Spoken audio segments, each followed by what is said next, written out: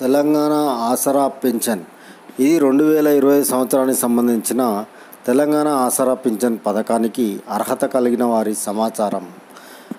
తెలంగాణ ఆసరా pension అర్హత ప్రమాణాలు: వృద్ధాప్య పింఛన్, వయసు 57 సంవత్సరాలు లేదా అంతకు పైగా, స్థిర నివాసం తెలంగాణ రాష్ట్ర ప్రభుత్వానికి చెందిన వారై ఉండాలి, వారికి మాత్రమే. ఆర్థిక ప్రమాణం: గ్రామీణ ప్రాంతాల్లో లేదా ఆదాయం 1.5 లక్షల లోపు, పట్టణ ప్రాంతాల్లో 2 లక్షల లోపు.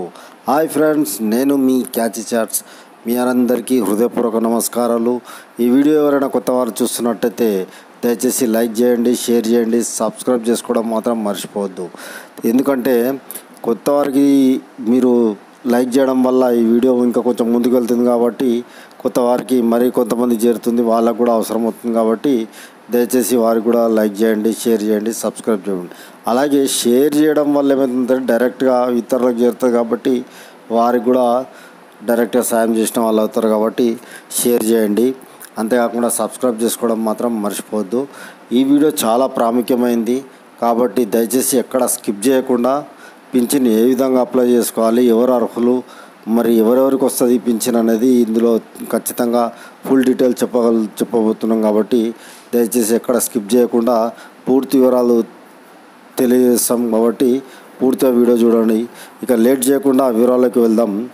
తెలంగాణ ఆసరా పింఛన్ యొక్క అర్హత ప్రమాణాలు 2025. వృద్ధాప్య పింఛన్, ఓల్డేజ్ పింఛన్, వయసు వారికి అర్హత 57 సంవత్సరాలు లేదా అంతకు పైగా ఉండొచ్చు.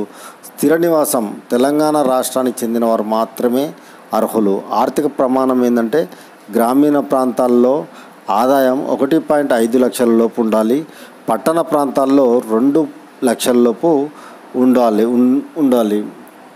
ఇకపోతే వితంతు పింఛన్, వయసు 18 సంవత్సరాలు లేదా అంతకు పైగా, వివాహం అయి భర్త మరణించినట్లు సర్టిఫికేట్ అయితే తప్పనిసరి అండి.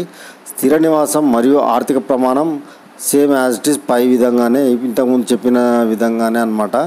ఏదంటే గ్రామీణ ప్రాంతాల్లో 1.5 లక్షల లోపు, పట్టణ ప్రాంతాల్లో 2 లక్షల లోపు.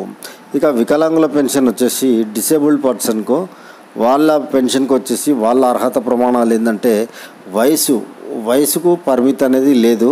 వికలాంగ శాతం కనీసం 40% ఉండాలి. సదరం సర్టిఫికేట్ అయితే తప్పనిసరి ఉండాలండి. స్థిర నివాసం మరియు ఆర్థిక ప్రమాణం అయితే తప్పనిసరి ఉండాలి. ఇకపోతే ఒంటరి మహిళల పింఛన్, సింగిల్ ఉమెన్ పెన్షన్, వయసు కనీసం 30 సంవత్సరాలు ఉండాలి. కుటుంబం లేదా భర్త లేకుండా ఒంటరిగా జీవించేవారు, అంటే వితంతువులు కానీ, వీడోలు కానీ, లేకపోతే భర్త వదిలేసిన వాళ్ళు కానీ వాళ్ళనమాట. స్థిర నివాసం మరియు ఆర్థిక ప్రమాణం సేమ్ యాజ్ ఇట్ ఈజ్ ఉంటుందని పై విధంగానే.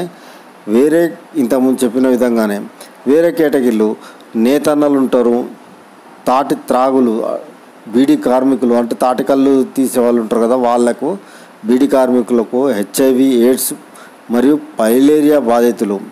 వయసు వాళ్ళకు పని ప్రమాణాలు సంబంధిత ధృవీకరణ పత్రాలతో నిరూపించాలి. అంటే ఇప్పుడు నేతన్నలు ఉన్నారు, వాళ్ళు తాటికలు తీసేవాళ్ళు ఉంటారు, బీడీ కార్మికులు ఉంటారు, వాళ్లకు వాళ్ళ పని ఆధారంగా ధృవీకరణ పత్రాలు. ఈ HIV ఎయిడ్స్ వాళ్ళకు మాత్రం వాళ్ళ ధృవీకరణ పత్రాలు ఖచ్చితంగా అవసరం అండి. ఇక అర్హత ఎవరికి లేదంటే 3 ఎకరాల కంటే ఎక్కువ సాగు భూమి కలిగి ఉన్న వారికి వీరు అర్హులు కారు.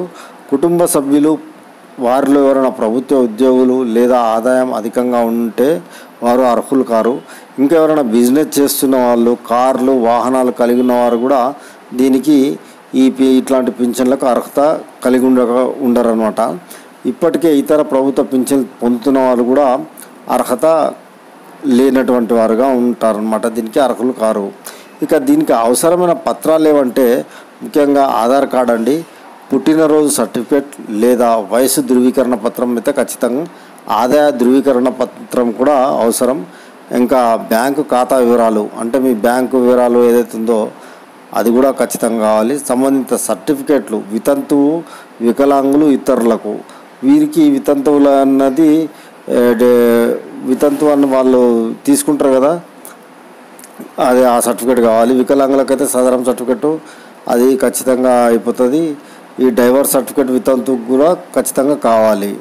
ఇక దరఖాస్తు ప్రక్రియ ఎట్లా ఉంటుందంటే మీ సమీపంలో ఉన్నటువంటి మీ సేవా కేంద్రంలో దరఖాస్తు ఫారం తీసుకొని అవసరమైన పత్రాలతో సమర్పించాలి.